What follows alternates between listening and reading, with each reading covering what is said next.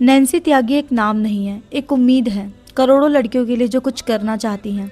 Nancy त्यागी दिल्ली की एक designer और फैशन इन्फ्लुएंसर हैं।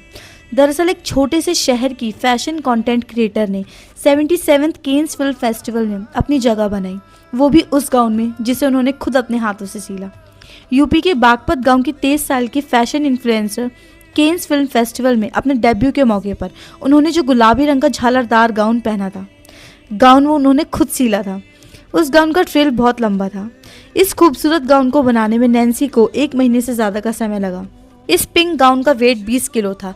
एक छोटे से शहर बागपत जो कि यूपी में है, नैन्सी वहाँ की रहने वाली है। नैन्सी के पास फैशन की कोई डिग्री ना होने के बावजूद ड्रेस डिज़ाइन करना, फैशन इन्फ्लुएंसर के रूप में अपना सफ़र बिल्कुल शुरुआत से शुरू करना और केन्स फिल्म फेस्टिवल में रेड कारपेट पर चलना बहुत बड़ी बात है। नैन्सी के लिए ये सब कुछ आसान नहीं था।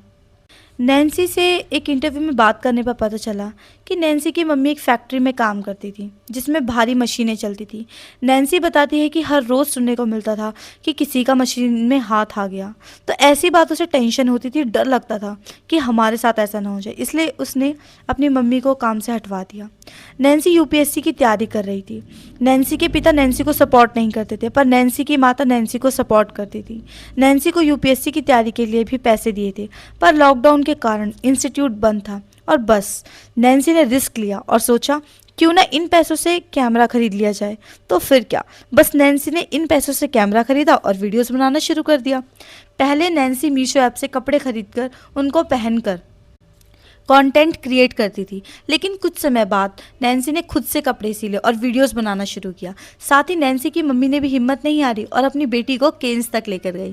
कहते हैं ना, जब मन में जज्बा हो और कुछ कर दिखाने का तो मंजिल और पास हो जाती है। सो नैन्सी त्यागी आखिर केन्स फिल्म फेस्टिवल में रेड कारपेट पर चली। अच्छा, एक बात और है कि ज़्यादातर लोग ऐसे बड़े फेस्टिवल्स और ओकेजन्स के टाइम इंग्लिश लैंग्वेज में बातें करते हैं, लेकिन वही नैन्सी त्यागी ने अपनी मातृभाषा हिंदी को कम्युनिकेशन का माध्यम बनाया। नैन्सी की मेहनत और भगवान के आशीर्वाद से बस नैन्सी अब राह पर चल पड़ी। इसी तरह से दूसरी बार भी नैन्सी साड़ी गाउन में केन्स में शामिल हुई। सीक्वेंस में सजी इस साड़ी गाउन के साथ वह बहुत खूबसूरत लग रही थी और गाउन के साथ एक खूबसूरत बैकलेस ब्लाउज भी था। ब्लाउज में एक हुड भी लगी हुई थी।